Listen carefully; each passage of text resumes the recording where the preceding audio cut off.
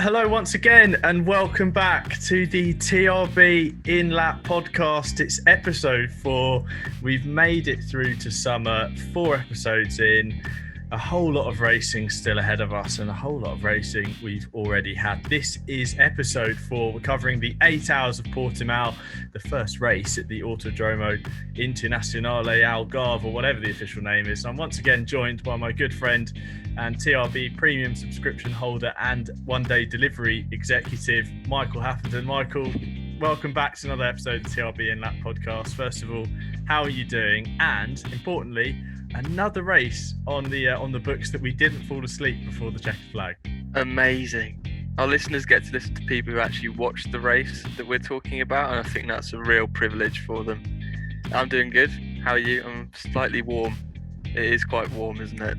It is warm, and this is what's funny is we've just watched a race in Portugal, renowned for being exceptionally hot and sunny, where we could visibly see drivers were absolutely exhausted, and here we are, you and I, sat in our rooms working still from home in temperatures a little over 26 degrees, and we can barely think straight. I don't know who's the better example of peak physical humanity existence or whatever, but well, of course, this episode is presented by Racing Edge. It's great, obviously, to have Racing Edge on board with the podcast. And thank you to so many of you for going and checking out their website, all their social medias, etc., following the previous episode. And as always, we spent a little bit of time looking at the Racing Edge paddock. They've got, a few cracking cars on there. And I say a few, I think when I last looked, it's absolutely blown up with how many cars on there. So with the question this weekend of being Toyota versus Alpine, 2 cars, slightly different performance windows, we decided to think what 2 cars we'd like to see go head to head from the Racing Edge paddock. And Michael Afton, you go first. Tell me, what 2 cars did you pick? You just described the brief quite nicely there, because what we love quite a lot about sports car racing is the fact that you do get these differentiating factors across a lap, which we actually saw quite a lot of in Portimao, that bring 2 cars close together and make the racing really interesting, because you've got sort of gains and losses in different sectors and different corner speeds and whatnot. So I have gone for the 2019 Porsche 911 GT3 Cup, because love that car, love watching that car race, love failing to race that car on iRacing because it's impossible. And I'm going to match it up with a little bit rogue maybe, KTM Crossbow GT4. My theory being that I think the Porsche would have it in terms of lap time, but being the way sort of Portimao is, very undulating circuit, the stereotypical sort of roller coaster emojis you see from every social media account that ever goes near Portimao, the nature of that circuit I think would bring them quite close together, because the Porsche doesn't have many assists, whereas the KTM's very, very nimble, very light. So I think across the lap, maybe the Porsche will have it coming down the start-finish straight, but across the lap, I think it could get a little bit dicey. So I'd quite like to see those 2 cars go head-to-head. That's a cool battle. I like that head-to-head. Mine, I've gone completely other end of the spectrum. I've gone old school for mine. I've gone 1966 Alfa Romeo GTA. So cute little kind of, but very good-looking little thing. Can imagine that sliding over the crest at Portimao versus a Ford XW Falcon GTHO that raced at Bathurst, 1969. Big block V8 in there. Again, like there's different performance characteristics. I feel like the Alpha would be skipping around the undulating section like it was some sort of, Monte Carlo rally style course, and it was having an absolute world of a time. Huge swathes of opposite lock through every other corner, versus this Ford, which would just then beef up to it on the straights, up and over the crest onto the start-finish line, hammer past it, and had to spend the rest of the lap trying to keep this little nimble GTA behind. I think that's a cool little battle. And of course, tell us what you'd like to see. If you want to go and have a look at the Racing Edge paddock, go and check it out and see what cool race or road cars they've got going on there. And even more importantly, if you are in the market for a race, track or road car, then head over to racingedge.com. So let's get started then. TRB has hit 9K followers, which will give a light ripple of applause in the background. 9K. And as promised on my Instagram story a couple of days ago, I let you guys vote. Did you want a little giveaway? And a lot of you said yes. And there were a few people that said no. But those people who said no don't stand a chance of winning. One of them being Michael Haffenden, who I think did it just to be annoying. But anyway, so you're out of a chance of winning, Michael. So that's on you. You have to carry that burden now. Do I not get a free one for being a regular on the In Lap podcast? You've Come done. on. It's not regular yet. You have to do a couple more, I think, to be a regular. So the giveaway is I have got the Racing Blog caps. There are only 5 of them in the world. One of them is mine. I'm keeping another one in case I ruin the first one. So there's 3 up for grabs. So 3 people can find themselves a TRB cap. The name of the game is, if you want one of these caps, you need to listen to this podcast and find, hopefully you'll listen up to that point as opposed to just skipping to wherever it is. But Michael and I like dropping in a word, a phrase to see if you have been listening. And we're going to drop that in at some point today. And all you need to do is go and comment that down below on YouTube, or comment on the post on Instagram, or just DM me it. But whoever comments that, I'll all put your names together and I'll draw 3 names out of a hat. And I will somehow ship to you these caps from wherever you are in the world. So that's my 9K giveaway. Hopefully going to have something pretty cool lined up for 10K when we get there. And that should be towards the end of July. So after Monza, but before Le Mans, hopefully we've got another nice giveaway in hand. So let's kick things off. Let's get started with our usual class by class format. You'll know the drill. You'll know, and you love the drill. Let's start then with the cars with the orange background to their numbers. It's the GTE AM category. I think this could be, it's a tough claim to make straight off the bat, but one of the best GTE AM races we've had. I think the battle was fantastic. And am I only saying that because a particular fan favourite of mine, the number 47, Cetilar Racing Team 1, potentially. Massive complimenti to the Italian team who we know and love. Great to see them finally getting a win. Michael, your response to that comment, I think that was a really interesting race in GTE, and we had some proper battles. Yeah, I mean, you hit the nail on the head there. I think from the green flag, that start was pretty nuts, wasn't it? Everything was going on in those opening laps, and it was great to see. I think we really are starting to relish the AM battle like we used to relish the Pro battle now. And obviously a lot of that is to do with diminished numbers in GTE Pro, but also because the racing in AM is just great. It's really entertaining to watch. There are thrills and spills, and sometimes people do come off slightly worse for wear than we'd like, but at the same time, that's part and parcel of it when you've got often gentlemen drivers pushing to the limit. So I think really interesting start to the race with sort of the Porsches falling back and the Astons coming to the front and the Ferraris coming to the fore as well. It was just really entertaining, and especially at a track like Portimao, where you don't generally tend to see too much.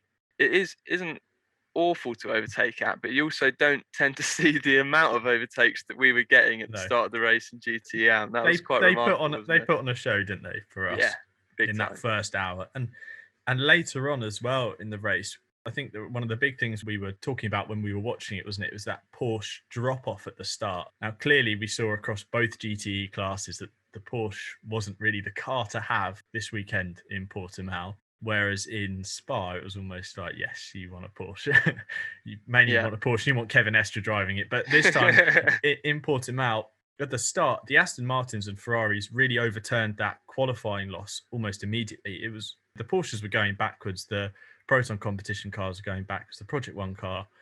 And then as the race wore on and the sun didn't fully set but started to dip down and the track rubbered in, track conditions cooled off, ambient temperatures cooled, those tyre issues I think everyone has started to work around. We saw particularly the Project One car come back into the fight, the number 56, and then emerged this fantastic battle between Antonio Fuoco in the Cetilar car and Matteo Cairoli, I think, was in the 56 Project One car at the time.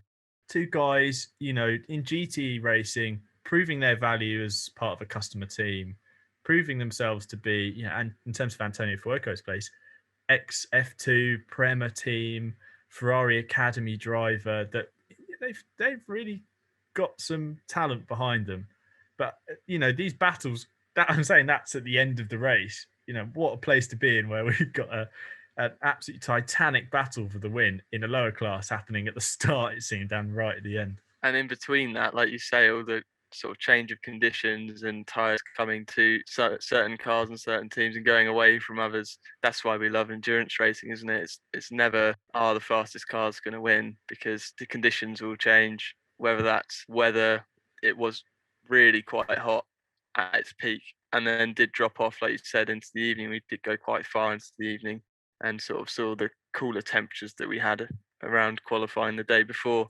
But yeah, it was fascinating, wasn't it? Because the Porsche was definitely, again, the car to have in qualifying on the Saturday. But then come the start of the race, you never bet against the Porsche, but at the same time, you're thinking that does not look like an easy beast to handle right now. No. But then, like you said, they did really come back into it, the car. Team Project One car, which I guess has just been blessed with being one of the only Porsches that had a clean run in the end in that class, with incidents and stuff. But yeah, really great to see that battle. And it was quite elbows out at times, wasn't it, between the Ferrari and the Porsche? No Yeah. quarter given, but yeah, great to see Settelar take the win. I think they've been somewhat of an underdog team, as has any sort of LMP2 team which isn't running an Orica in the last few years, really. You sort of automatically get the underdog tag, unfortunately. So we started the TRB In Lap podcast by saying how much we enjoyed seeing that Dallara running at Daytona, didn't we? And then we fanboyed over it again at Spa when it got the podium. And now for it to get a win, it's great. And it's just a great looking car and a really cool team. Hopefully we see them running strong later in the year and at Le Mans as well, because it's cool to see a new team, new to that category at least, performing well, showing that they can take on teams which are pretty established in that class for years now. And particularly as well because Roberto Lacorte and Giorgio Serna Giotto are followers of TRB. They actually have interacted with the page for quite a while now. So it's great to see those guys winning. And if they are by any chance listening, I think myself and Michael and all the followers are hugely in admiration of their efforts, because it's not easy to go, take the step back. You've got to remember that these drivers are, in the case of Lacorte and Serna Giotto and Perfetti, and then you go down into the orders into Dall'Olana and etc. All the GTM drivers like that, they're not race drivers. That's not what they spend their time doing. They are gentlemen drivers who run a business, who've decided they want to go racing. And we use, here we go, get the Ben Keating klaxon out, but we use Ben Keating as an example of someone who's absolutely in love with the racing and is there because he wants to be a good racing driver, not because he's got a few pennies lying around that he wants to know how to spend. And in the example of Settelar Racing, we've got two very committed, two very passionate Italian men who want to be good at racing. They want to be competitive drivers. And it's only echoed by Settelar's involvement now with the AF Corsa team as well, the GTE Pro team. It's great to see that commitment now going forward is solidified to some extent. And I feel like the Settelar Racing, Ferrari, whether it's in GTE or whether it's in whatever GT class we get in the future, is probably guaranteed now, because I feel like these guys have absolutely fallen in love with racing in GTE after 2 races and a grand total of 14 hours of track race time. It's just great, isn't it? It's just, that's what we love about GTM stuff, is seeing teams like this go out, buy a car, race it, do well.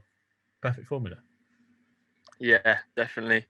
And like we said, we are obviously focusing on a class which has been in good stead for many years, but sort of rightfully in many ways overshadowed by just how amazing and frenetic the GTE Pro class was, sort of from, I guess, forever, but also the maybe sort of 2015, 2016 onwards to 2019, where we saw that class really, really peak with manufacturer involvement and the sort of the grid numbers that we were getting and the battles that we got, obviously detracted from our focus on GTM. But there's always been some great battles going on. It's just now that we've got a little bit more time to focus on them, much like we do sort of appreciating GTD and IMSA a bit more this year, because we've got a little bit more free capacity in all our brains to actually focus on it and be like, hey, this is actually pretty darn good. And I do think the competition level stepped up, obviously, for this year as well, which plays into it. But there's also the case of we have that extra bit of time and capacity, as I say, to sort of focus on it and fully appreciate it. And it's great. I'm so excited to see the battle at Le Mans. and at Monza, because we should have a few more cars there, right? Definitely. Well, I was just going to say, let's talk about some new cars. A new car for this season, obviously, is the 777 D Station Racing Aston Martin, run by TF Sport. Hoshino, Fuji, and Watson not having the best time of things here at Portimao, where they struggled. They looked quick early on. They're really going for it. I think it was Hoshino was in the car for the start. I could be wrong, but he was pushing. And I don't know how many times you can possibly lock up a front right into, on a lap, but he's managed to set that record around Portimao. And it was a shame because their race really started unraveling there, didn't it? The car got a puncture because of tyre damage. Then later on in the race, they had some sort of engine issue. Car stopped out on track, and that was it. They didn't want to run the risk of damaging the engine anymore. Yeah, exactly. I think it's what we call the butterfly effect a little bit in endurance racing. If they hadn't had those repeated lockups, they wouldn't have had the front right tyre puncture. Then they wouldn't have been in the wrong place at the wrong time when the Glickenhaus made contact with Briscoe on board, which I'm sure we'll come to. And then the engine issue that sort of seemed like a bit of a byproduct of that. It is that sort of stay out of trouble and it multiplies, whereas if you get into trouble, it also multiplies. Yeah. It's a weird sort of thing, and obviously in all racing it happens. You can be in the right place at the right time, you can be in the wrong place at the wrong time, but it really seems like in endurance racing, if you're having a luck-free run, then chances are that'll probably continue, whereas a car which has been plagued by issues, it seems to be way more likely to have more issues, and unfortunately that's what we saw. Really, really strong start to their race. As we saw at Spa, that car came flying through the field, didn't it? The 777. So yeah, bit of a shame to see that car drop out of contention. But again, I think it does bode well for the rest of the season because clearly got the pace. It just needs to come together for them in other areas. I think they felt how good they were at Spa, how quick the car was, how they were clearly in a position to compete. And I feel like maybe Hoshino's, I mean, he's a very talented driver in his own right. I think we were hearing on the broadcast that he has raced he races MX5s in between WEC races. I mean, brilliant stuff, isn't it? He's racing everything around the world. But I think it was a case of, I'm suddenly actually doing quite well here. I'm towards the sharp end of things. I'm looking like I can make a couple of moves on these Porsches that are going backwards. Wasn't playing the checkered flag in 8 hours game. And that's all very easy for me to say as someone who's never driven a real world car and, never been in one of these situations. But I feel like that was potentially the locking up, the diving to the inside into corners, not making the move, but trying to distract the car in front was all very symptomatic of, I want to get past because I'm quicker. So I'm going to get past somehow. And, just almost quite frantic. Whereas I feel like that car did have potential. And obviously when Watson would have stopped driving as well, he's a good talent. So I would have liked to have seen where that car could have ended up. But a new feature as well was Kessel Racing. This is a car with the Car Guy branding, a particular favourite livery of mine. Don't ask me why. Just really like that car. The number 57 of Kimura, Mikkel Jensen as well, and Andrews in that car. I think that was, they finished fifth in class. Amazing if they finished fifth overall. Finished fifth in class. I think that's a really great showing for them. Obviously, we've long time associated Kessel with Ferrari racing. We've seen them race at Le Mans in recent years, obviously competing in ELMS as well and in recent times. But a fifth place on debut in the WEC, a non-Le Mans round at a track that clearly a lot of people were struggling at. I mean, you can't say no to a performance like that. And I think that bodes well, like we're saying, for cars joining at Monza. I think we're going to have Spirit of Race, potentially Rinaldi Racing as well, ahead of their Le Mans appearances. Great to see that these teams can come to WEC, race, and be competitive. Because that only means one thing, doesn't it? Is that hopefully more people will follow. Yeah, exactly. If you're seeing teams, if you're sort of waiting by the by and thinking we want to get involved in this, and you see teams, albeit a team of Kessel's experience, who have raced in basically everything you can enter a Ferrari in, a GT Ferrari in, bar the WEC. You would be encouraged by seeing debuts like that, wouldn't you? Yes, the Ferrari was probably the strongest package to have, I think, across the 8 hours on the Sunday, but they made the most of it, and they had a pretty clean run from what I could tell from the outside, and well deserved. I mean, they're obviously quality Kessler. We've seen their sort of caliber that they bring along in lots of other series and lots of other races. So yeah, I think it's a great boost for that car guy car, and hopefully we see them continuing their sort of. They've got the first race under their belt now. They knew there was potential. They've got very solid results, so they can just keep building from there. So an exciting race in GTM. For me, Antonio Fuoco's performance was particularly standout, I think, across the grid.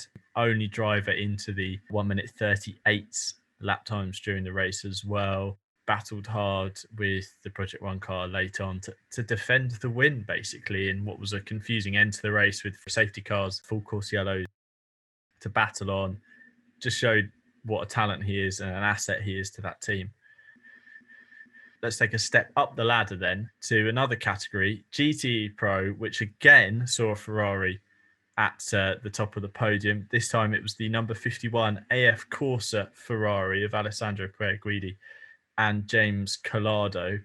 Now, we love a stat, don't we, here on the TRB In Lap podcast. I myself am so fond of a stat. I think that just managing to whittle it down to a number that is somehow shocking just explains everything in a heartbeat, and it's just great. But I come at you with a stat today. I wield a pretty impressive stat, and one that I feel is a major anomaly for the GT Pro racing we've come to know and love. There was only one change of the lead throughout the entire 8 hours of Portimao. One. Go on to the timing results. You go on a section which shows you leader sequence. It shows you, how many laps they've led up to that point, how many laps they led in that particular moment before someone else took the race lead. You got a pretty sizable chunk for the hypercars, a pretty sizable chunk again for the LMP2s. Then there's just this slither of green, which is GT Pro. One change the lead, where the 92 Porsche of Kevin Estre lost out on lap 45 of a total of 279 laps competed by the GT Pro class. So what's that? A good 234 laps consecutively led by the 51 car. Didn't even lose out in pit stops. It was number one from there till the checkered flag. And there you go. There's my stat. And I think that sums up, really. Ferrari 488, if it's got a number 51 on the side, it's the car to have. Yeah, on race day, definitely, I agree with you.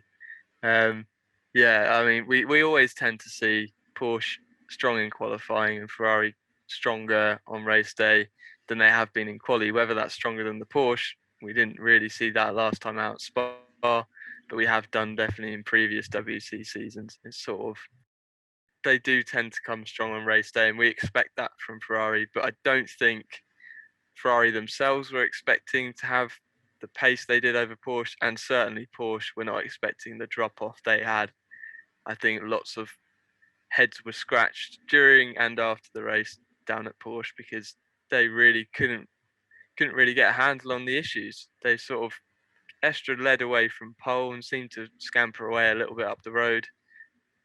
And then from then on, like you said, there was only the one lead change, and that came from memory about an hour and a half, an hour and 40 minutes into the race.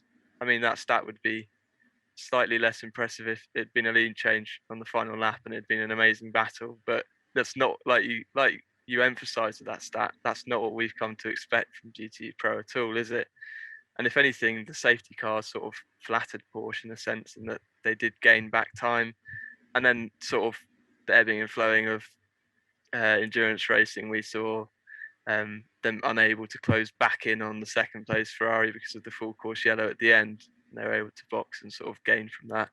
So ebbing and flowing there, but Porsche were really just not in contention at all, were they? I think Yanni said it was the most tough one of the toughest sort of tyre management races he's ever had to do. He's obviously got limited experience in the RSR as well to an extent, but at the same time, for someone of his experience in general in racing to be saying something that strong as like, we really didn't understand what was going on there.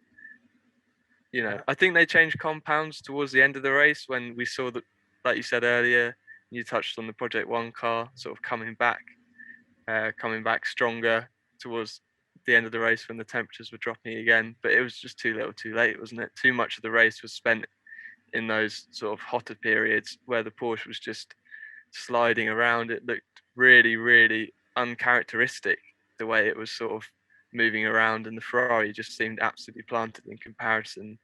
And I think they just sort of were like, cool, I think we've got the measure of these guys. We don't have to run absolutely flat out like they're used to doing in GTE Pro. So it was slightly subdued, wasn't it, because of that, which is unfortunate, but also at the same time, that's racing. There we go. Thank you for coming to the 4th episode of the Tilt Now. We've got a 4-car grid. That's the kind of race you're likely to have.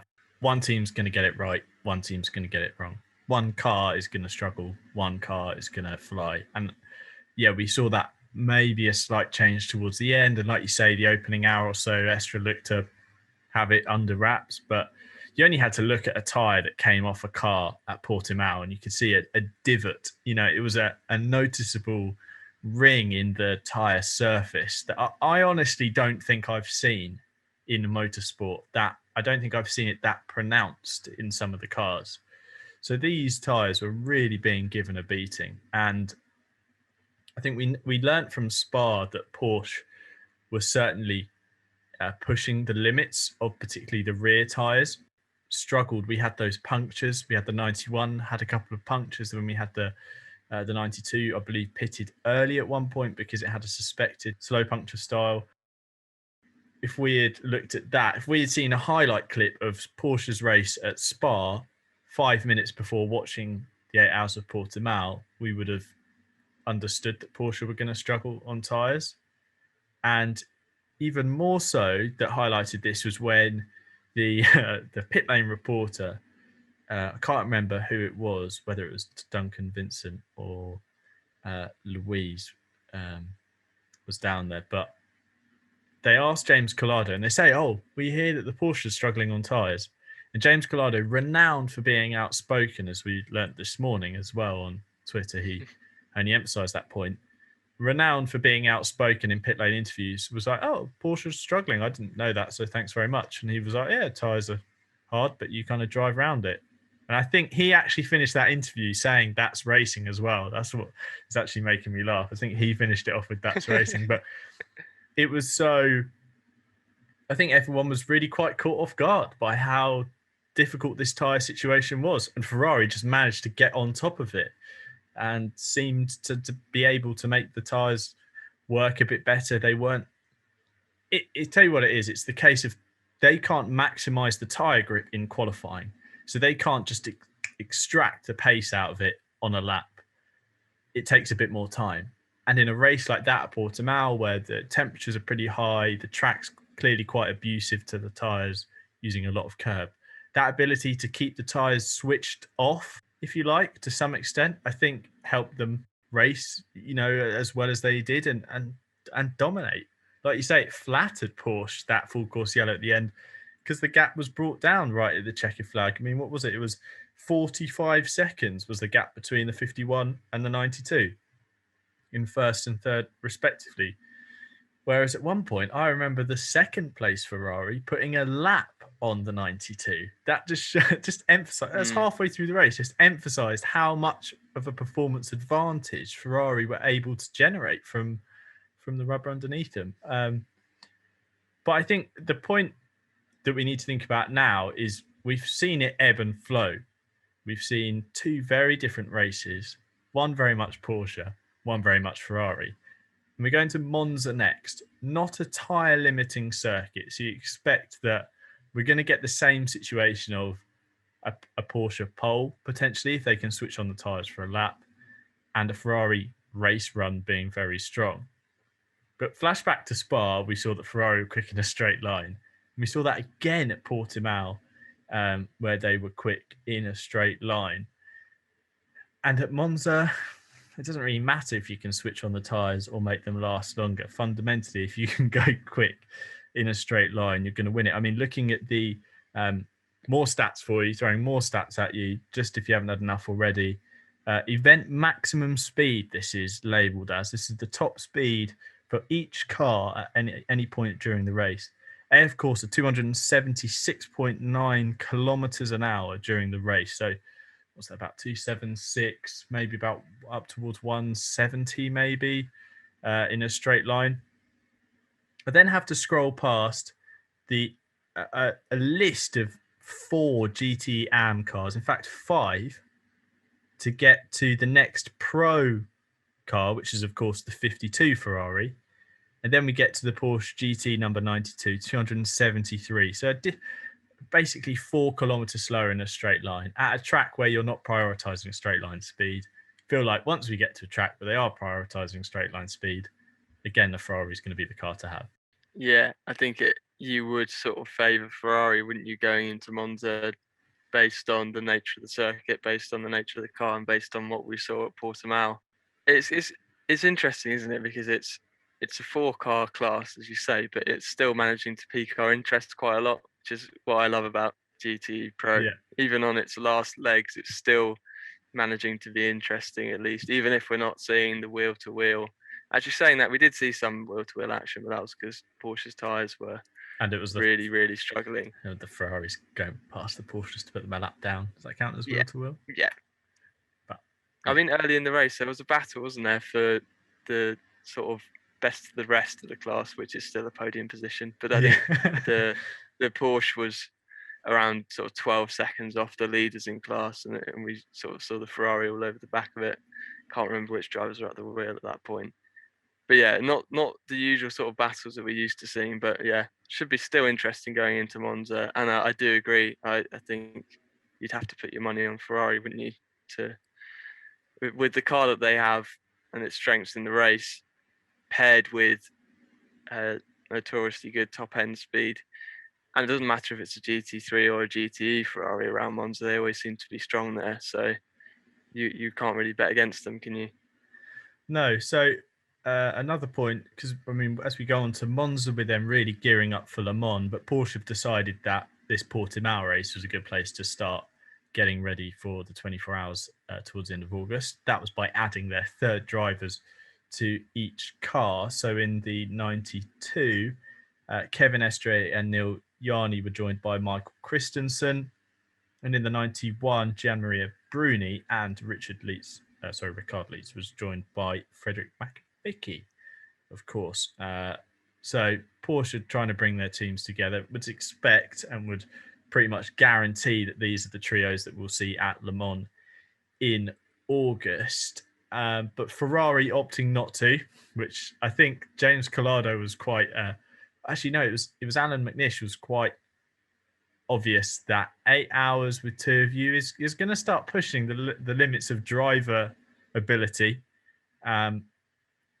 So to see them perform so well with only 2 of them in those conditions, again, just adds another little layer onto that performance from the number 51 team. Just looking at the Le Mans entry list, the 51 car, so James Collado, whose birthday it was actually as well during the race. So happy birthday, James Collado, late belated congratulations on making it another year. James Collado and Alessandro Guidi in the 51, joined by Combe Leidegar, who we saw race in the 61 Luzic racing car last year at Le Mans 2020. He was in GT AM category, and I think he got pole in that car, and it looked exceptionally quick at the in kind of practice and leading up to the race, and then had a spin. But to see him move up to the AF Corsa factory team, if you like, that is the Ferrari factory team, isn't it, really? To see him get a drive there, I'm really quite interested about that, because that's, I think, quite an obvious statement about trying to prepare. Look, right, if you haven't seen this already, I don't know how far away from the internet you've been, but AF Corsa are going to be running Ferrari's Le Mans Hypercar effort. And I think we're going to start seeing some slightly different lineups over the next season or so that maybe are testing people out. And I think we could see someone like Collado say step up to the hypercar. I don't say why not. Why wouldn't you if you're AF Corsa?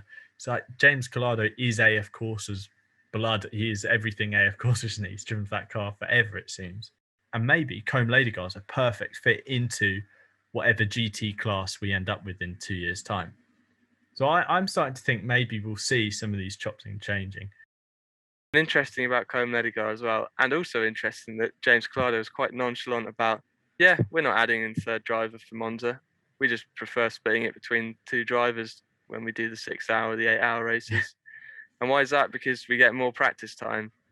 So, you know, whatever disadvantage we have from feeling physically a bit worn out, like Alan Manish touched upon, is maybe negated by the fact that they feel a bit more comfortable because they've had more track time on that weekend. And I mean, they won, so can't really argue against that logic, can you? But yeah, definitely. Well, just to round off GTE Pro for AF Corsa, after that announcement, after having the trust put in them by Ferrari to be a core part of this, you know, groundbreaking and slightly, well, more than historical return to sports car racing, to get a 1-2 at the race that follows on by about 4 days. I mean, you couldn't ask for a better response. And, you know that there's no chance of a pen going to paper on a different kind of contract, you know, if that's happened. So a big congratulations. Exactly. And before we move on quickly, I'd just like to make the most important point that we're going to chat about AF Corsa, which is that the livery this season is just so good. It's so great. And to have that announcement, the hypercar pairing announcement, which was pretty predictable, but still good to see and well deserved for AF Corsa, paired with that livery on track performing well. I'm like, please just let's not tinker around with it too much for the next 2 years, and let's see that on the hypercar, because it's just the sweetest livery and it pops in any light, and I love it. It is red. It's red. You're right. Ferrari's groundbreaking factory / whatever you want to call AF Corsa, de facto factory. This maroon color we've had for a little bit too long now is finally gone, and the proper red, the proper Ferrari Scuderia Scarlet red is there, and it makes us feel so good. And it's lost the strange colouring at the front that made the grille look different. It now looks... It's also just much cleaner as well, isn't it? Yeah. On the whole, it is much cleaner. Anyway. Moving on before we fanboy over more Ferrari liveries. So let's move on then to LMP2, which there's 4 letters to describe the LMP2 race, or in fact the LMP2 weekend in the Algarve. The first one is J, the last one is A, and the middle 2 are O and T, because the local team to us, actually, I suppose, Mike. Very local. The exceptionally local LMP2 team, Jota, had probably the best weekend for them in terms of WEC season competition that I can remember them having. A 1-2, completely dominant in terms of those cars, just how they had an edge on everyone, didn't they? Despite the collision at the start, despite the battling at the end and the potential, is this gonna work out? Are we actually gonna make it to the checkered flag? Besides all of that, not only were they quicker over the course of one lap, they could go further on their fuel and still be faster. But game, set, and match there in all in one, isn't it? I mean, what a performance from the team, and both cars as well, the 28 and 38. Yeah, fantastic. A big hats off to them, because they just absolutely nailed it this weekend. Amazing result in qualifying. Difficult start to the race, never ideal. Obviously not deliberate contact, but it was pretty messy there. It was quite an interesting start, really, wasn't it? We haven't touched upon that, where we sort of had the prototypes really crawling across the line, waiting to go green. And the GTs were like, sweet, yeah, we're racing. See you guys at T1. I'm just going to go right up to the back of the P2s now, because why not? They were flying across the start-finish straight, while the the prototypes are only really sort of accelerating. It was really close, and what made it better was the semi-forced undulation of the Portimao circuit, where it rises quite steeply up for the start-finish straight, which is like a tabletop. It's flat, and then you get to the other edge of the table, and it drops down into T1. But the long camera shot looking back, and you could see, the hypercars at the front, the P2s kind of doing their little jostling for position, maybe starting to look out of line slightly. And then over the back of the hill comes this field of GTE cars just rising up over the crest at full chat. It's already difficult enough trying to take one of these WEC starts when you've got however many cars around you. But to be fair to the P2 grid, which also had a Glickenhaus in there to work their way around, they all did really well. And for the only instant to be when things started slowing down again into turn 3, a great job. I thought they nailed it, considering that those GTE Pro cars were not giving them an easy time. Yeah, exactly. It was hectic, wasn't it? And we saw the Glickenhaus lock up quite considerably as well, which I think made a few eyebrows go raised for the cars behind them as well. Yeah. That was a little bit dicey. But yeah, no, going back to the contact, it was unfortunate. But I really, really respected the way Blomqvist in particular reacted to that. He could have let that sort of get his head down and be frustrated, and he was well within his rights to be frustrated, to be spun out that early on after such a good qualifying performance for his car. And also I'm not sure if Jota told him during his stint that it was the sister car that had done it, and I don't think they would have done, which is probably quite a wise thing to do. But at the same time, I think Da Costa got out of the car straight away and apologised to him, which is obviously what we expect of Antonio. Really notoriously lovely guy, as well as a fantastic racer, which I'm sure we'll come on to, because those last laps of the race, the battle was incredible. But I really, really respected Blomqvist's reaction, and for him to sort of say, it's a long race. Yes, it's unfortunate. We did great yesterday. We really had high hopes going into this. It's a big shame, but there's still, when he got out of the car, 6.5 hours to go. I get the impression that lots of drivers say that because they've heard it so often in endurance racing, or because they're trying to find something to hold on to. But I really got the impression that Tom genuinely believed it, and he was like, it's a shame, but head down. We know we've got good pace. They at Jota must have known that they were playing the strategy as well as they did, so that must have given them some hope as well. So yeah, I really, really respect that sort of endurance mentality. Yes, we've had an incident. Yes, it's not going to plan, but it is a long race, and I'm not just saying that because it's an endurance racing cliche. I'm saying that because I believe it, and we're going to fight back into this. And they did exactly that. And it teed up a fantastic intra-team battle. Yeah, it was an exciting battle right at the end. I mean, for the 28 to have been turned round, okay, yes, lap 1 of an 8-hour race, 290 odd laps to go, but then to fight back through very convincingly in what we must add as well is a pretty much spec field. There's one Ligier, but for them to fight back through and make the gains on strategy, make the gains on pace, they must have made countless correct decisions in terms of traffic every lap to just claw back that gap.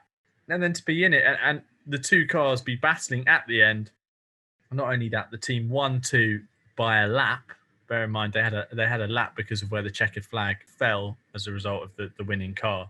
To basically come back from what was a very frantic race at Spa, getting caught up in a few bits and bobs here and there, to pretty much dominating the weekend had it not been for that spin. I think you couldn't ask for anything more. And I think this is a driver lineup in both cars that can do some serious damage across the rest of the year. I mean, we look at the 22 car, which obviously was without Fabio Scherer this weekend due to a positive COVID test. We understand that he's doing okay and he's not feeling particularly bad.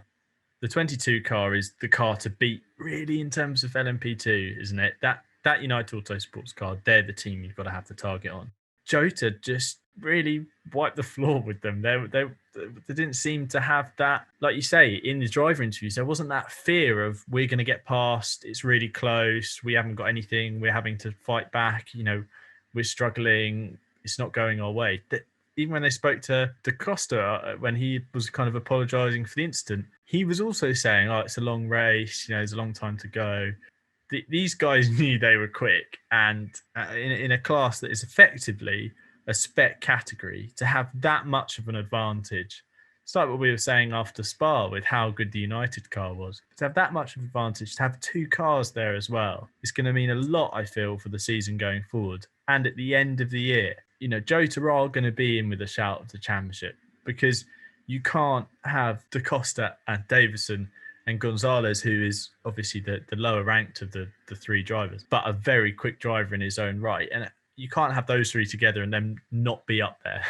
that just doesn't. Something's going to have gone wrong with the simulation for that to be the case.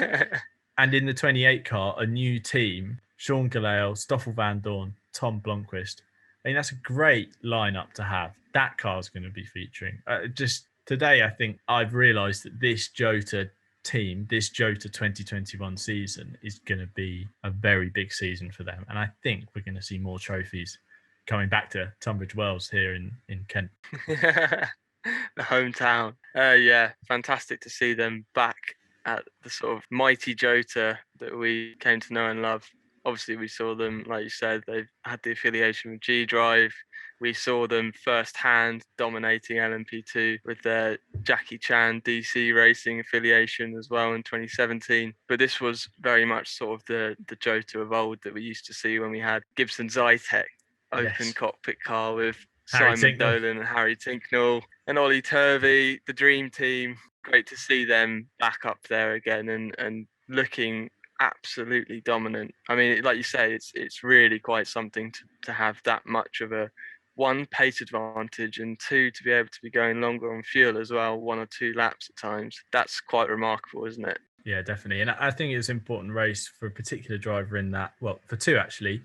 I'll say the slightly lesser one first. Stoffel Van Dorn finishing second. Okay, he's a winner. He wants to win, but as a driver who, to get that Mercedes F1 seat that he is so probably got his eyes on, this is another race weekend that will see him maybe turn his head away from that a bit.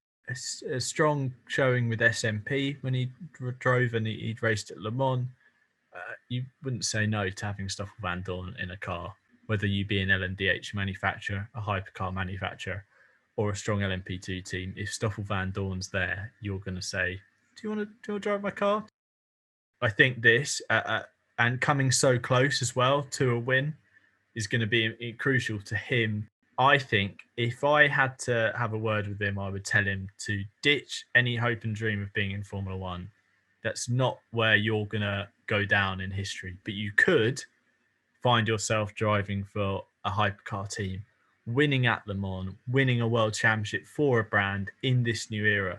This race is going to be another step to him, pushing down the sports car path as opposed to the F1 path. But also to add, Da Costa, a home victory. He was never going to let that slip, was he? I mean, we were talking about, is Jota just going to say, look, guys, we want this one too, hold off, finish in the positions, Spa 98 style. But reality was, Da Costa's always going to go for that at home in Portugal. Absence of Felipe Albuquerque, who was racing in IMSA. So he was the only Portuguese driver kind of in a shot of a win. There's no way he's going to say, yeah, I'll finish second. Well, I think, one, he could have been well within his rights to say, look, I made contact with the other car early in the race. I'm not going to jeopardise a 1-2. And also, equally, the team would have been well within their rights to say, look, guys, we're in an amazing position here. This is pretty rare to see this kind of domination in LMP2. Let's not risk it all. But obviously, being the racer that he is, and to be fair to him, I think he admitted after the race that it was going to take outside factors to slow up Blomqvist. And I think in the end, it was the Settler Ferrari that impeded him, a little bit. That it wasn't like huge, but it was enough. And Da Costa needed something because he needed to get by cleanly. That was the difference, I think. Whereas in clear air, they were quite equal, but he wasn't going to put it all on the line and make a really silly lunge or really put both cars at risk. But then the sort of extenuating factor came into play, and it was like, okay, this is my opportunity, I'm going to go for it. And there was a little bit of a hip check, a little bit of running out of road, but that's racing, isn't it? And that's what you kind of expect at that level of, you're not going to try and go, stay on my outside here, this is my corner now, I'm in front. Still, great result for the team. And fair play to Jota for letting them race. Like I said, I think they would have been well within their rights to cite what happened at the start of the race and say, let's not have a repeat of that, please. Let's just bring it home cleanly. Great to see them race. And yes, ideally, as fans, we'd probably want to see two cars from different teams going head to head. But when we're in a situation where one team has rightfully been very dominant and put on a great display, it's nice to see that they let the two cars race and sort of go hammer and tong right into the dying laps. I think we had a moment where you could see potentially the inexperience of Blomqvist in sports cars, compared to Costa, because I think this was the car. I could be very wrong, but I feel like Blomqvist sent it on a Ferrari into the final corner. I could be wrong, and there was a bit of a hip check. And behind, Da Costa just kind of lifted out, rolled out of the throttle, and got a better run out of this long and downhill final corner. He'd got past the Ferrari with no problem, was actually catching up to the back of Tom in the slipstream. You know, you get the feeling that Tom was really wanting to hold on to this, but Da Costa was almost this silent, villainy kind of assassin style behavior where he was just gonna, he was gonna wait his turn, he was gonna read the traffic better. Moment that rises where he can make the pass. Bam, pass done, race victory. Pack up the truck, lads. We're going home. Like, you could really see the difference in driving. I think a point actually that we'll move on to now, Mike's, before we transfer to the top class being hypercar, is the word that everyone's been talking about since the whole start of this season and even beforehand, which is stratification, which is the process by which the WEC and ACO are splitting the hypercar class and LMP2 in terms of pace, how they're making sure that the two classes are separate. Now, I personally feel that over the course of the race in Portimao, there was enough of a difference. I feel like there was times where it was close, and I feel like maybe the gap could be a little bit bigger, but I don't know how that's going to happen. I think that will just come naturally as this class progresses. But for me personally, before the race started and before, I can't remember if I said this on Saturday or whether it was on Friday, but I think I tweeted that it was going to take a lot for an LMP2 car not to be in contention. I honestly firmly believed that the pace was going to be so close that we were going to see them take potentially 6 hours to go a lap down, maybe even 5. Because of the pace we saw in practice. I know we're not reading too much into practice times, but it did look like it was a lot closer. And particularly with the nature of the track compared to Spa, I expected it to be closer. Now, I hold my hand up and say, I personally feel there was, come race day, enough of a difference. 1,000% closer at Spa, wasn't it? I think in a sense we expected that. Toyota expected it when they were sort of even dating back to the prologue, when Toyota were asked about whether they thought, does something need to be drastically done to slow down the LMP2s further, and they said, well, ideally, it's not an ideal situation that we're in, but they were good enough to admit we're at Spa. You can get away with running quite a low downforce aero package here and be very, very quick in sectors 1 and 3. Yes, you compromise sector 2, but it sort of evens out across the lap. Whereas at Portimao, you don't want to be running a low downforce setup like all the LMP2s are having to do in WEC this season. We sort of expected it to be a bigger gap going in. Practice was misleading once again, as it so often tends to be. But yeah, I think it felt more normal, didn't it, not having the LMP2 so close, because I mean we even saw Phil Hansen take the lead, albeit very briefly, on the run down to Eau Rouge at Spa, and then stick with the Alpine and be in front of the Alpine at the start, of course, Convincingly, and then stick as well. with exactly, not blocking, not having to really. In fact, that he was staying ahead because he wasn't defending; he was just running his own line, his own race. But yeah, there was definitely a bigger gap there. Question is now at Monza, a track where you do want a low downforce setup, we're probably going to see them quite a lot closer again, and we'll probably see the same thing at Le Mans, won't we? Goes without saying that you want a low downforce aero package there. So yes, it felt more normal this weekend, and it wasn't something that we were talking about and picking up on very often. Unlike at Spa, where, like as you touched upon, it took over half the race for the United car to go a lap down, which was just unheard of in the LMP1 era. But now we are where we are, and I think it's going to be closer again at Monza, and obviously going to be closer again at Le Mans. And at Le Mans, we've obviously got a 24-hour race, and we've got absolute plethora of LMP2 lineups, which are so ridiculously strong, and we've got less cars in the top category than we've seen for many years as well. So honestly, there's still the argument that we could see a big upset at Le Mans, or at least 2 LMP2 cars on the podium, which I think is quite likely. This round was probably the round where we maybe expected to see it a little bit closer than it was, but not too surprised by the sort of performance deficit, given that the nature of Portimao and the fact that you do want quite a lot of downforce to run around here. And considering that the Toyota and Alpine both had weight added pre-race, which we won't go on to because that has caused a lot of upset. So anyway, let's move on then to the final part of the podcast, the final category. And again, we're going to need the word, which holds a lot more gravitas this episode, because you could be within a chance of winning yourself the Racing Blog cap if you comment this word down below. You've got to have made it this far, or been naughty and skimmed your way through the video or the audio track or whatever to find it. But any suggestions from yourself, Michael, as to what you think we should go for? I personally, just saying, like, I love the Settilar livery, could be quite good. Yeah, I think it could be quite good, but you've got to be careful now not to repeat that. For anyone who is skipping through cheating to try and get TRB cap, we're going to have to say it really quickly. So only the OG listeners who have made it this far can get it, because we're going to say, I love the Settilar livery. But you might have missed that if you've skipped forward. Yeah, or you might have just heard that and thought, are they speaking this fast throughout the entire podcast? Should we go with press fast forward? Yes. I'm listening to it in double speed so I can get through it quicker.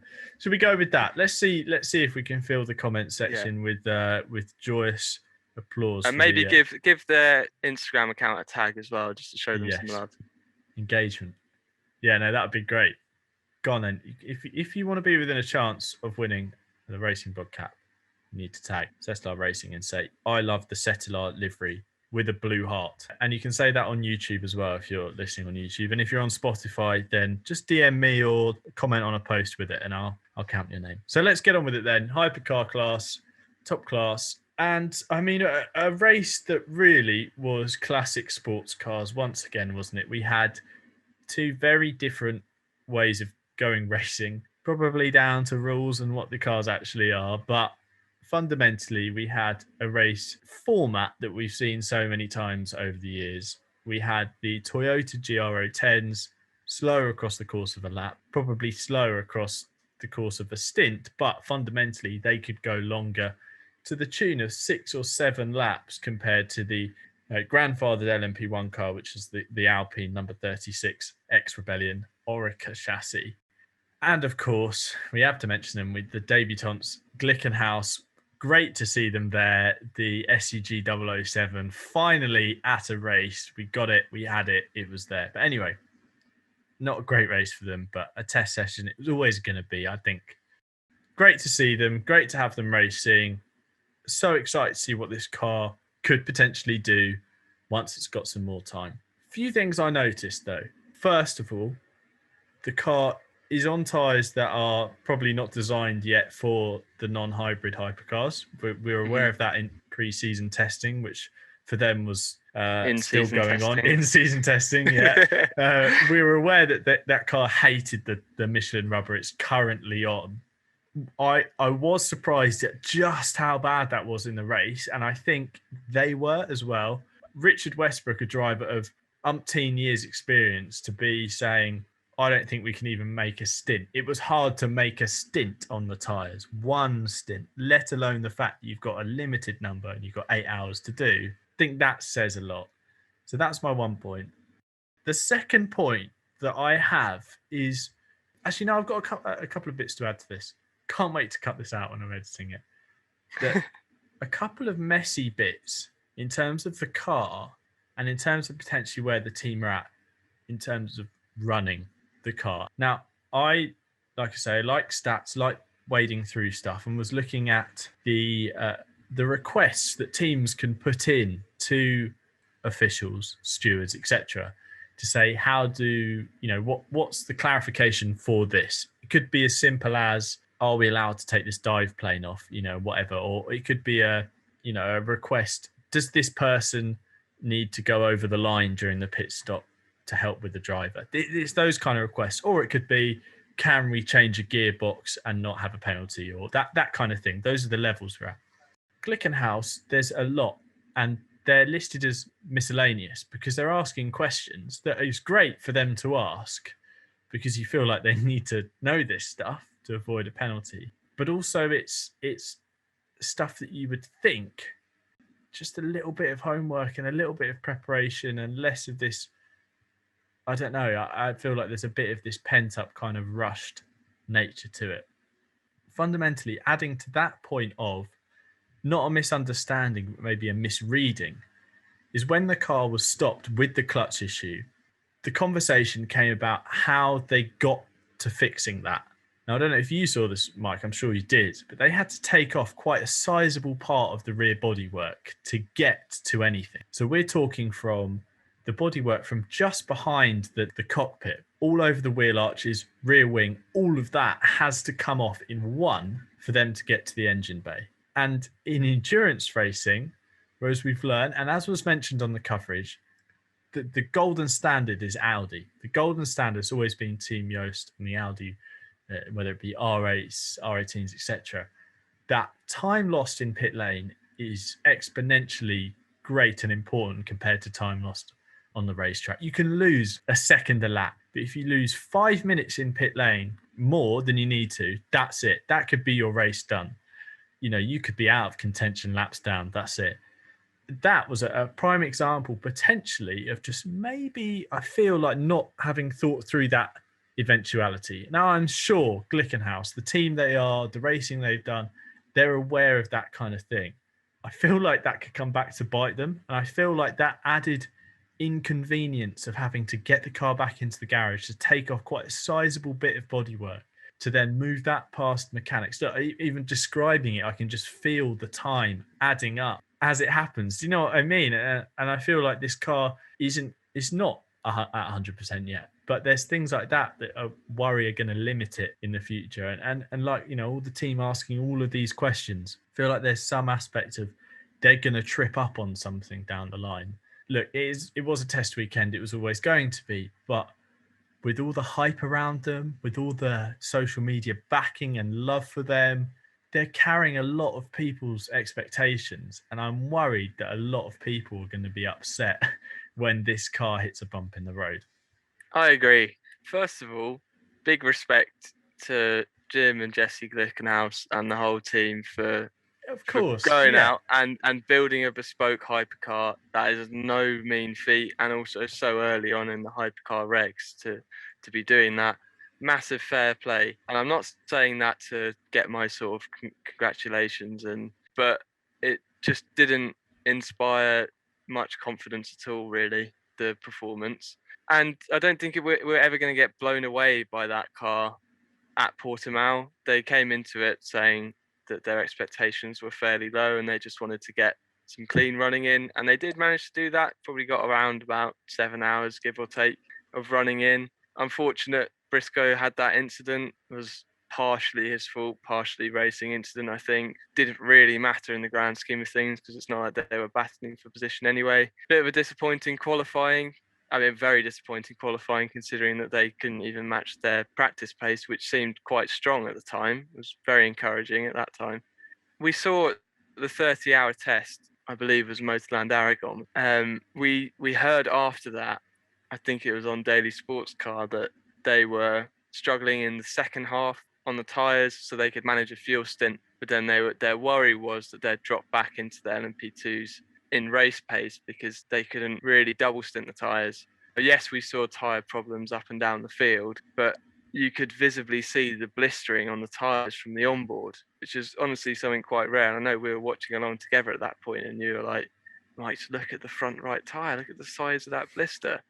And then about half a lap later, we got Westy on the radio saying, I'm not sure this is going to make a stint. I've got wheel spin, I'm struggling, overheating everywhere. And you could just see the level of blistering on the tyres, like you said earlier, I haven't seen tyre wear like it. So yes, it wasn't just a Glickenhaus issue, it was catching out Manthey and people like that, the caliber of teams like that, and drivers they have as well. So it wasn't a standalone issue for Glickenhaus, it was something that was affecting everyone, but at the same time, it was one of those things where it's like, where's the positive here to take from it? Where if it was, the Alpine, like we've seen so far this year, we've got amazing pace, Toyota beating pace on track, but we know that they've got the fuel deficit and they're never going to be able to go as long into a stint as Toyota. So there's a sort of bit of yin and yang there. But whereas with the Glickenhaus, and like I said, and you've said, fair enough, it was always going to be an extended test session.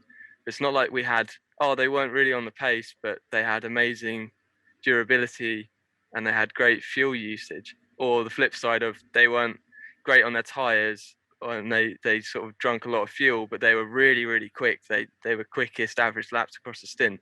There wasn't really that sort of positive to take away from it, I don't think. But maybe the team have been quite open about the fact that they've designed the car for Le Mans, and that's basically it. So probably Monza will get a better idea of where that car is at.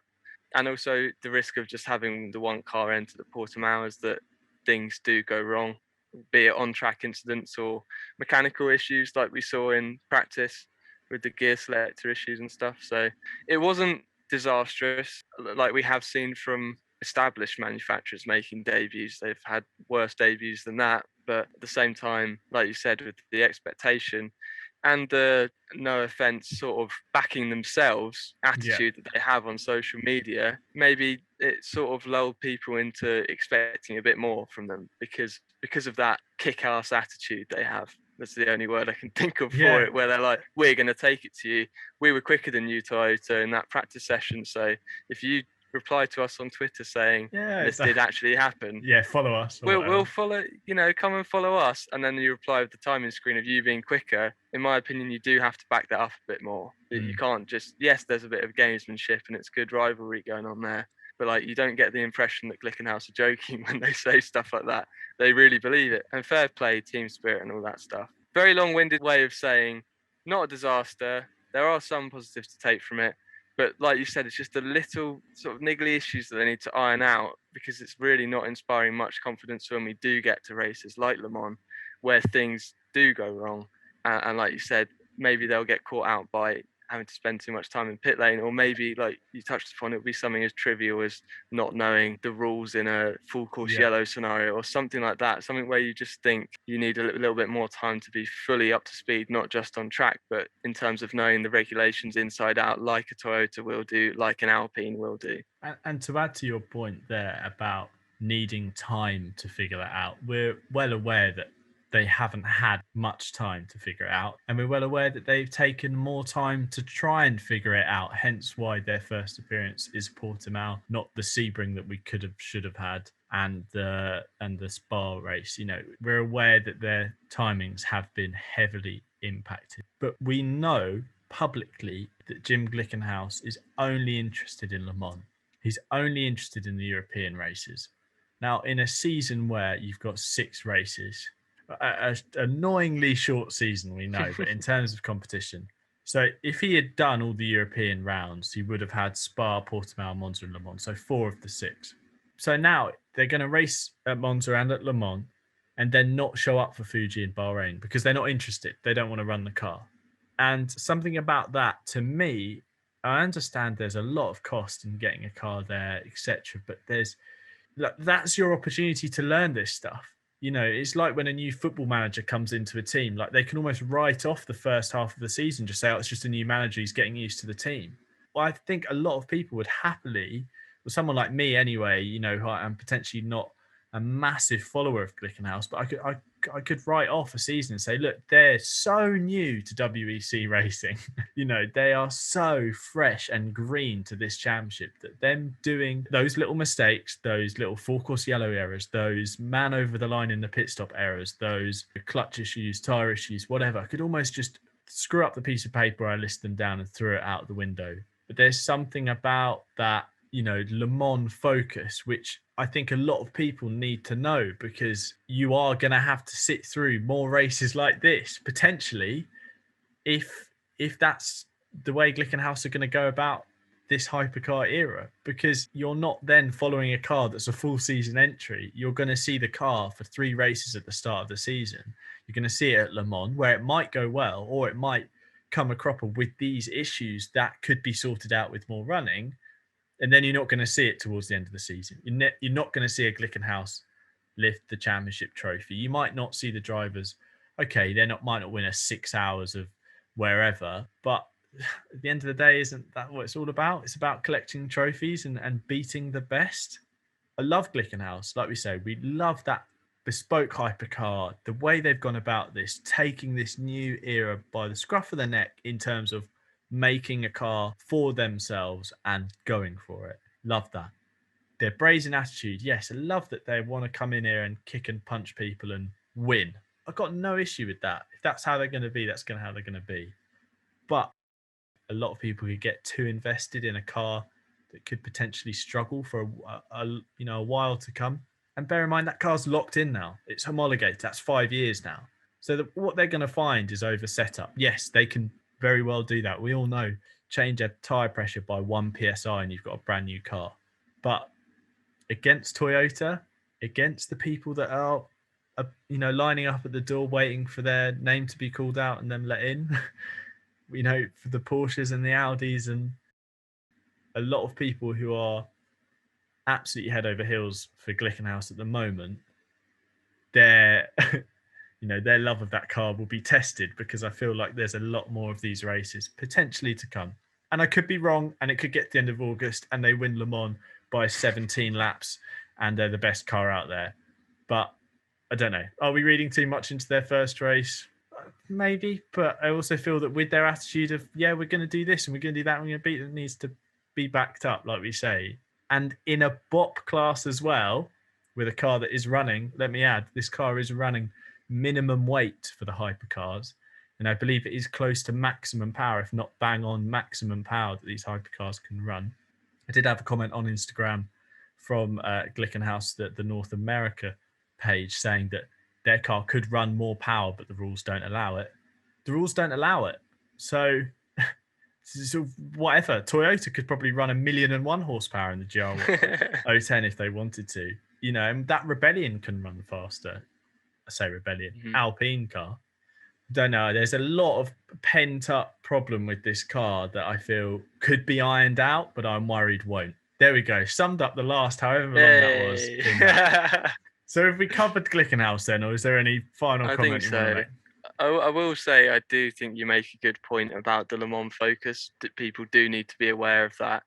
In the one sense, in a positive way, that the car will be geared more towards Le Mans than it's ever going to be for Portimao. So we should expect, in theory, on paper, to see them performing better at places like Monza and, of course, Le Mans. But like you said, it is a bit of a.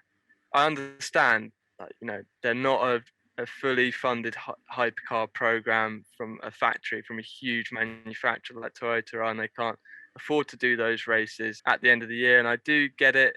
We saw obviously Rebellion opting not to do the races after Le Mans last year. It does make sense, like in some senses, but also you make a good point. Like these issues that they're having, it's all well and good to be tweeting saying our 30-hour test is going swimmingly, because it's a test, and that's not saying, that's not being harsh on them. They might well have had just the one issue, but at the same time they weren't probably racing it flat out like they had to in amongst a field of LMP2s at the start of Portimao, or having to dive down the inside of Aston Martins and having incidents and all sorts of that stuff, all the stuff that can happen in race. And if we cast our minds back to the very start of the WC in 2012, where we saw Toyota come in very, very, very late, basically salvaging the championship that would have been almost stillborn if it weren't for Toyota coming in and battling with Audi, because we had Peugeot pull out. We saw them sort of building up slowly, had a great sort of start to Le Mans that year, where around the sort of 6 hour mark we had a Toyota take the lead. Then we obviously had Davidson's huge issue, but my point being, promising start, they were very, very late to it. And then later on in the year, they did the normal WC rounds, and there were a lot more of them back then. There was sort of 4 or 5 races from memory. And I might be completely wrong, but I think they won a few of them, or at least won the finale. And that sort of really gave them that confidence back after, we've built a car, we've come in late to it, we've taken the fight to Audi at Le Mans, which is no mean feat. And then we've done the normal WC races towards the end of the year, and we've got that race experience under our belt. But not only that, we've been quicker than Audi in places, and we've actually beat them. And then the momentum you get from that into the next season, great. Glickenhaus won't have that. In fact, we'll sort of have an almost by collars feeling to it, where it's like, oh, they just dropped off the face of the earth until Spa again, because then they're gearing up for Le Mans. And then it just doesn't inspire. That there's no sort of circle of momentum continuity, isn't it?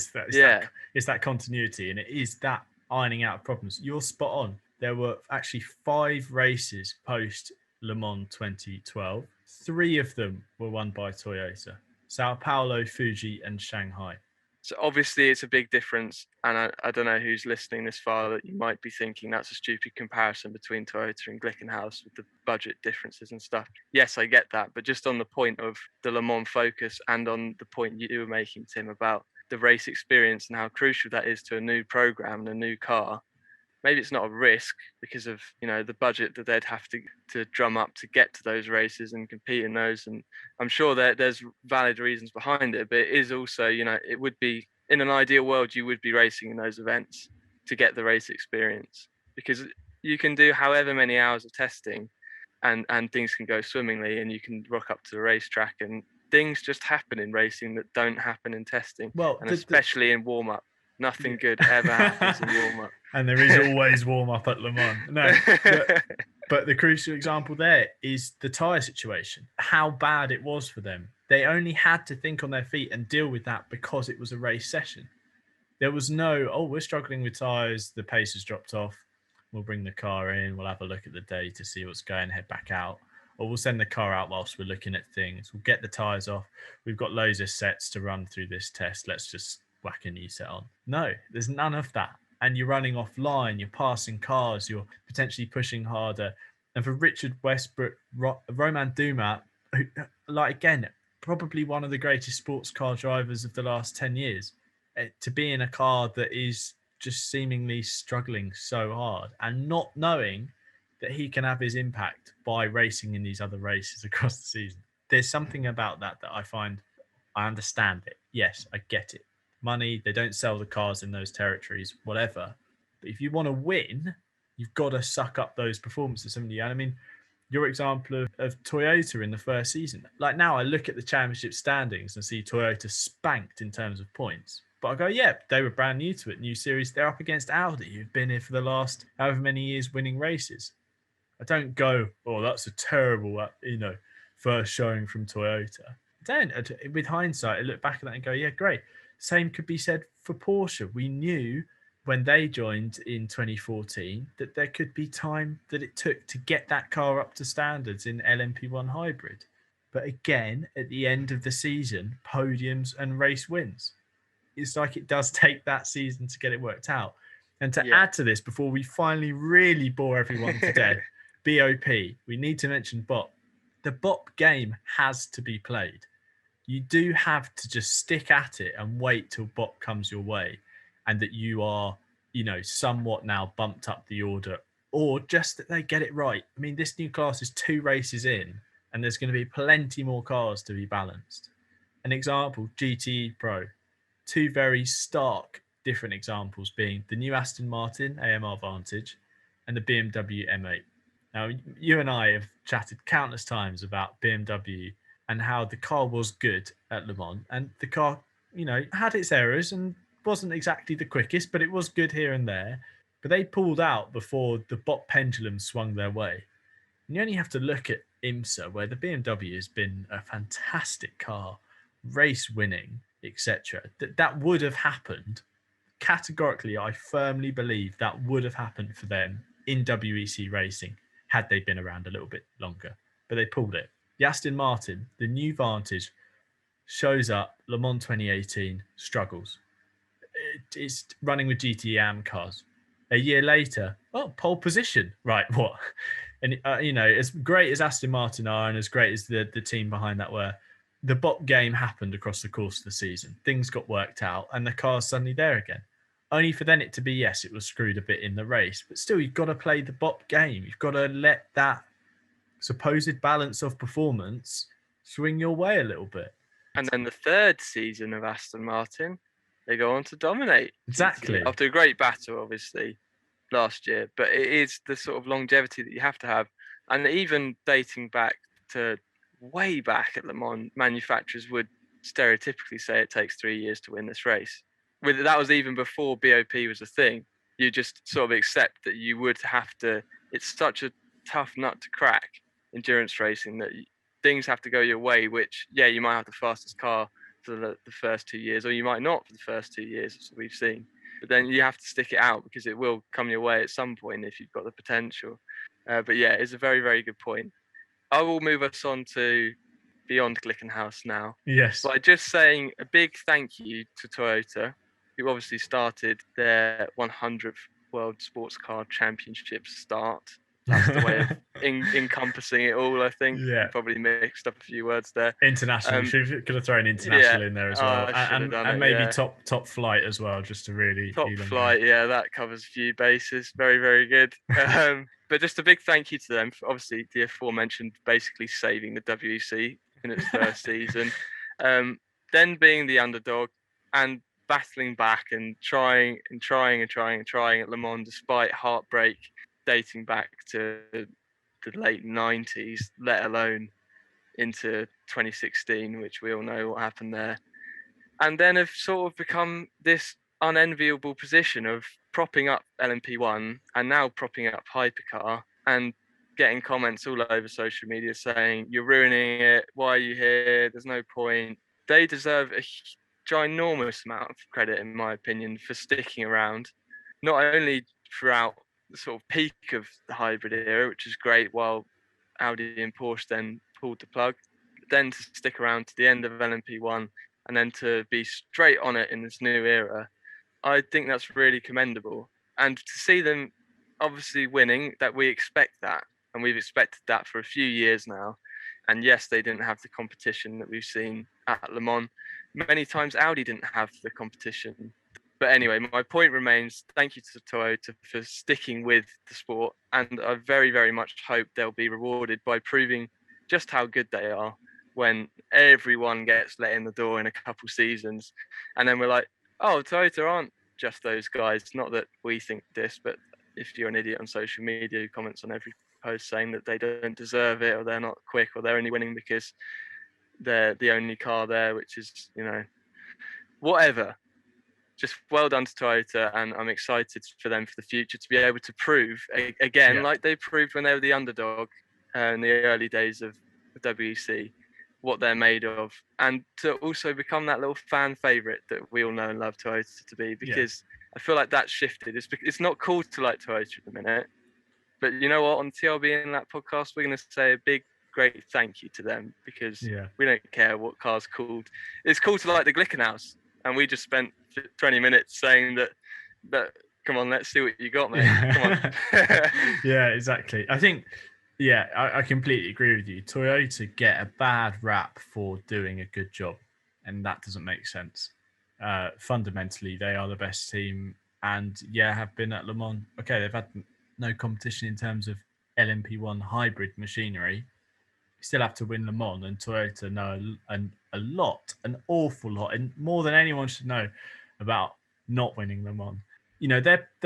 They're propping up the start of this category. I mean, what would we have if we didn't have Toyota?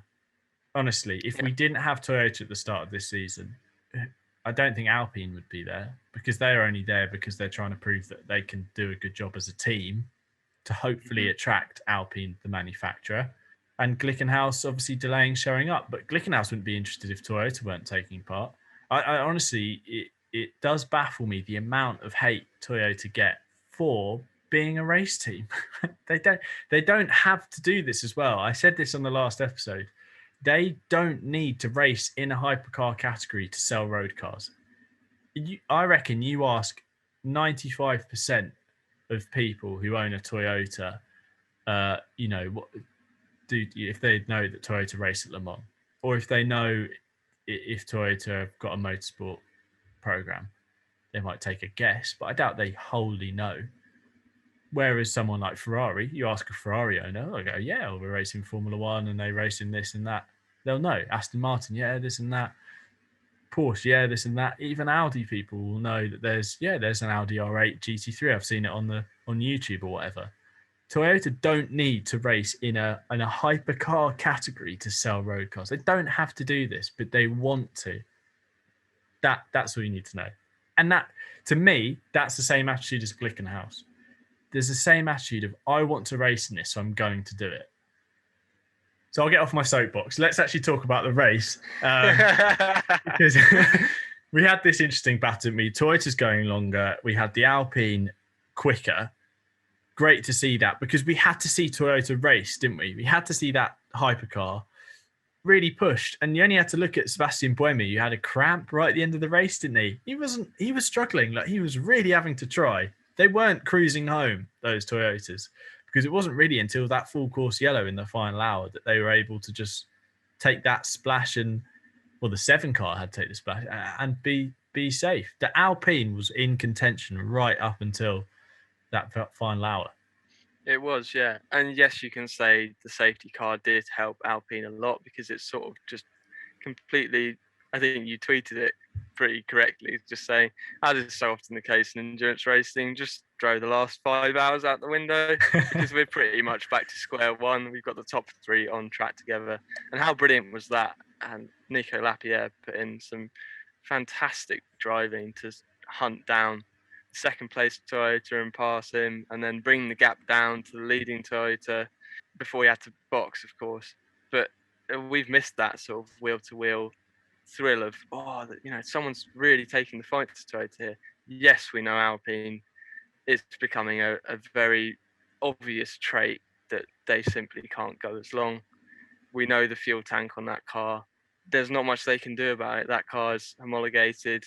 It's never going to be able to run as much as the Toyotas unless the Toyotas are severely limited. And I think the WEC have said that that's not going to happen. So Alpine are in a very unenviable position of, they probably have the fastest car on race pace across Spa and Portimao, but they know realistically they're going to have to making 1 or 2 extra stops against Toyota, who are going to be conserving a little bit because they're playing the long game.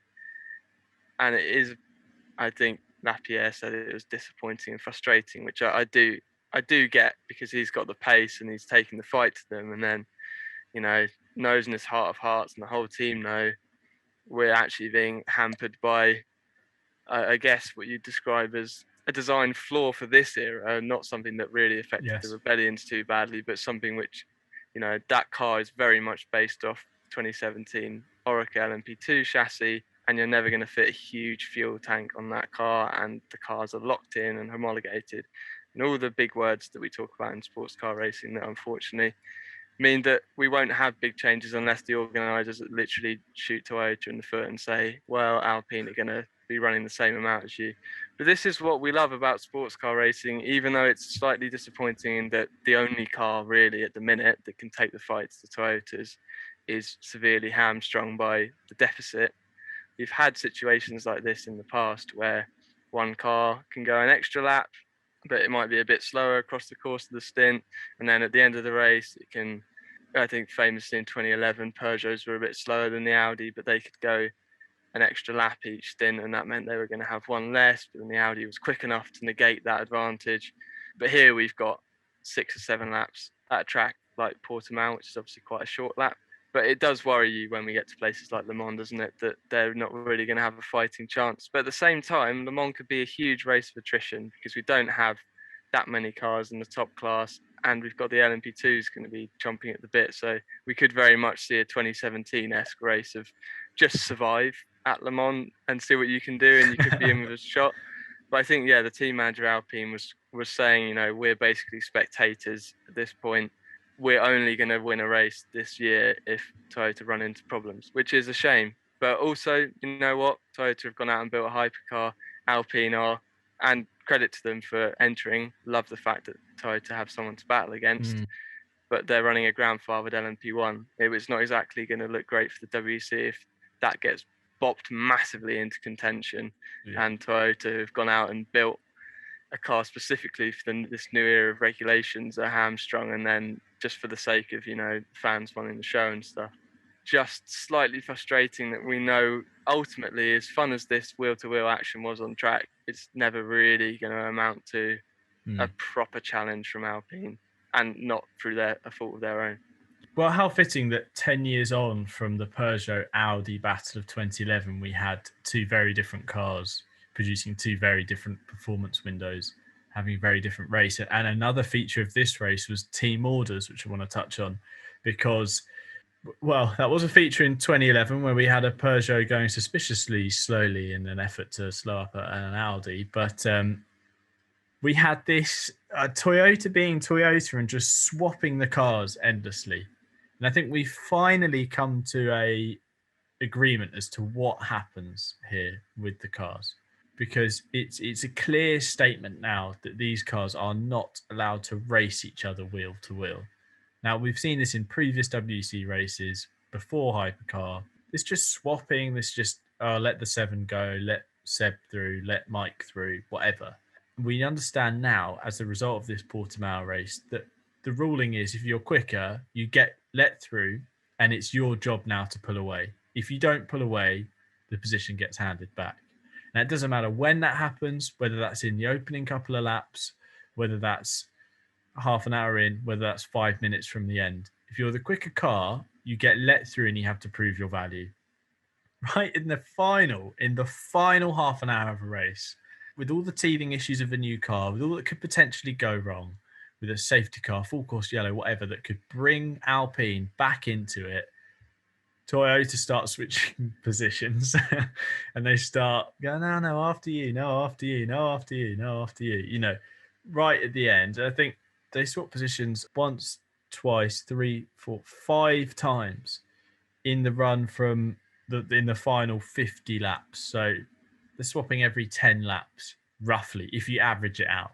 Now, we had it playing out at the exact same time. The cameras couldn't decide whether to focus on that or focus on the opposite end of the spectrum, the two Jota cars thrashing the living daylights out of each other. And then you had the Toyotas going, oh no, let Seb through, no, let them through, you know. I think that caused a lot of confusion for people, because it's like, oh, the seven's leading now and they're quicker and they passed. Oh, actually, no, sorry, it was a orchestrated move, and the 7's now not pulling away, so they're going to swap back. It's like, really, like now at the end, we've sat through 8 hours of this. You've survived the potential threat of Alpine. Just I don't think we were the only people very confused by this. The commentary team were confused, and if Graham Goodwin, Alan McNish, and Martin Haven are confused by what's going on, then that says a lot. Yeah, exactly. It's quite different, isn't it, to Toyota we've seen in previous seasons, where they'd sort of lock in their positions after the final round of pit stops, where you got the impression that, yes, they might swap earlier in the race to let the quicker car through, or whoever's saying on the radio, I'm quicker than the car in front, let me go and try and at least prove my point that I'm quicker, that we've heard a lot of in the last few years. Then they'd lock them in for like the last stint, whoever came out in front in the last round of pit stops. Fair enough. All right. To be honest, I almost prefer that to the confusion that we had at the end of the race. I do understand it to an extent. Yes, if you lock in the cars after the last round of pit stops, something might have gone favourably for one car and not for the other. Like we saw, I think the 7 got brought back into it quite considerably by the full course yellow. Yeah. So we wouldn't have had that scenario at the end if it wasn't for an outside factor, of course. But at the same time, I don't know if I'm being harsh here by saying like Toyota, it doesn't excite us watching this. We've seen this at Le Mans before, where they'd swap cars on the way into Porsche curves or down the Mulsanne straight. I think that you almost have to be careful when you're racing against yourself to an extent, like they were in that final stint, to not try and be like, whoa, like, you know, are we letting our cars race? But we're not really, because we don't want them to go wheel to wheel. We just want them to do sort of a extended time trial of whoever's in front, try and go quicker. If you're not quicker, we're letting you back through. Just fair enough on paper, but the fact that they swapped 5 times, as you said there, is pretty mad, and it's not exciting. Like, what was exciting or what would have been more exciting, it would be if we saw, like with the Jota car, where it's like, oh, a move could be coming here. That was proper no holds barred into Nissan team on team racing, where it was like they're going hammer and tongs here. Whereas I understand why Toyota wouldn't do that, and I did say earlier in the podcast, it's probably about 3 hours ago now because we've been rabbiting on, that I wouldn't have blamed Jota if they did say, you know what, let's just lock this in and bring home the result.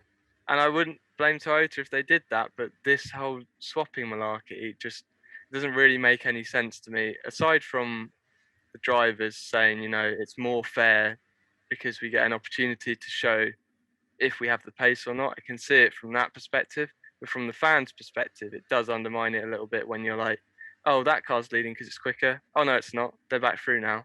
Why is that? Oh, they swapped again. Yeah. I just don't really understand. Then you cross the line, and yes, you've got a 1-2 in a race, but everyone's focused on the fact that why did that car finish in front of the other? It sort of undermines the 1-2 to an extent. Not in that obviously they've won an 8-hour race, they both deserve to be there at the end, but like why the constant switching between the two? Like, who deserved the win? I don't think you could say either Toyota deserved the win more yesterday, because it was ebbing and flowing, and their average speeds were very, very similar across the whole race, across drivers. So you couldn't really say, oh, they were robbed of it or whatever. But even then, if you did have a scenario like that, and the car which was robbed of the result, like we've seen the 7 get robbed of Le Mans victories so often over the last couple of years, then it gets even more complicated, because it's like, are we really seeing the car that deserved the victory winning? Or, it's just a bit confusing. And for, like you say, the commentary team to get confused, for us to find it a little bit baffling as sort of self-professed diehard fans of this series. What does it do for the casual fan who doesn't really understand? To be honest, the people who are commenting on the Toyota social saying that they're ruining racing probably didn't even notice what was going on, went straight over their heads because they're too busy being Twitter warriors. I think that the driver comments post-race in the press release, where every single one of them seems to end in the word but. A 1-2 for the team is great. You could almost tell that they knew. Even Brendan Hartley, I think, said that. You could almost tell that they were like, yeah, it's a bit of a awkward one from the outside. I completely get the lock-in thing. If we'd got to that final pit stop, the final full course yellow, the 7 had got the cheap stop, yes, because everyone's lapping the track slowly under speed limits, and it needed to do a splash, and it got the cheaper stop, and it came out behind, you would have been like, oh, that car was going to have to pit anyway, so it stopped. If it came out in front, you would have been like, oh, it's because of the full course yellow, they've lucked into that, whatever. And the thing that frustrates me, it's like no one gets, it's a rule in racing that sometimes being the second car is best. If you're in a fast category, because the car in front opens the door through the traffic, we'll wake up a GTE AM silver driver who's just getting their driver time in. We'll wake up a P2 who's locked in a battle in class and be like, look, the faster class is coming through, mate. Like, look in your mirrors a bit more. But in this situation, this always happens. The second car in the Toyota is always quicker. Oh, lo and behold, it's 2 seconds down the road and the car in front is doing the job spearheading through the traffic. It's like no one can see that that's what's happening. And we saw at Portimao, we saw the lead car, whether it was the 7 or the 8, just get held up in traffic. And then the gap closes. And then if you're looking at the last lap delta, you're like, oh, well, the second car was easily a second and a half faster on that previous lap. Yes. Of course it was. Like, it's always the way, and it's always the second car is faster. It's never the gap's extending. It's just the way it is. But I think this is gonna have to change. I'm getting the soapbox back out again, and I'm standing well and truly on top of it. Toyota have some competition, yes, but at the moment they know that across an 8-hour race, the other competition's got to make another pit stop. Across a 6-hour race, it was already exceptionally close in terms of pit stop times, numbers of stops. Over a 24-hour race, that's going to be tripled or whatever. Alpine are going to be basically 4 minutes down before they've even started the race. When there is competition, when there is Porsche, when there is Audi, when there's Ferrari, when Glickenhaus may not be up to speed, as they confidently commented on the lap time comparison earlier, that they will get up to speed. BMW, as we now know, racing in IMSA, will they come to Le Mans with their LMDH? Almost certainly. When there is the competition, when there is the brand prestige, the bragging rights on the table, they cannot afford to be playing silly monkeys about who's going in front, because it will have to be both cars need to fight for themselves, because one of them could be in the shot of the race win. And if 2 hours before it was behind the 8 car, or the 7, the 8 was behind the 7 or whatever, it might have been knocked out of contention. They can't. This game will have to stop. I hope it does, but it will have to stop when they are in battle with big brands, because they won't be able to. And they can't afford to just be looking at the times and who's quicker and who's slower. They will need to be winning races on track, not deciding as a result of lap times who deserves to maybe be in front. I agree. When this whole theatre showdown, Le Mans 2023, whatever, all culminates together, I doubt it will be a talking point at all, because obviously we'll be too distracted and Toyota will be having to their push hands again. full. They will have to push again, just like they did when Audi and Porsche were around. And we saw not just Toyotas braking or having incidents or whatever in traffic because they're having to go flat out in these endurance races. They will have to start pushing again. And at the minute, yes, Alpine are quicker, but because Toyota know that they're going to have this strategic advantage, I don't think we're seeing them go flat out. Or at Spa, they seemed a little bit rattled to the point where we saw mistakes. For them to not have any mechanical issues at all is, number one, very impressive for the hypercars. The GRO 10 only having its second outing at Portimao and under competitive race situations. But at the same time, does suggest that they're not having to go flat out, because we would normally see at least, new car sort of teething issues, whether that's electrical or whatever. We obviously saw one of the Toyotas stop out on track at Spa. That's to be expected. And fair play to them if they are just this on top of reliability, but I doubt we'd be seeing them this reliable if they had Audis, Porsches, you name whatever brand is coming right there chasing them down as well. I just don't think we'll be talking about the sort of the swaps and all the confusion that we've had over the last few years, because we weren't talking about it until 2018 when they were sort of in a class of their own, racing against themselves. And so boy, do we look forward to it. I know. It's almost becoming a mainstream thing to say, talk about Le Mans 2023, which is great. It is great because it is going to be fantastic. It's almost like every announcement that goes by now is like, yeah, great. Like, how are we going to cope? Yeah. Are we going to be all right? So to end that point, I don't think we're going to have to see much more of this in future, and I hope we don't, because it's not awful. It's not really bad, but it's just a bit confusing and a bit like, why are you doing this? It's sort of detracting from your achievement a little bit, because we're all talking about something that shouldn't really be a big focus when you've just ultimately when they've just out strategized, if that's a word, Alpine once again.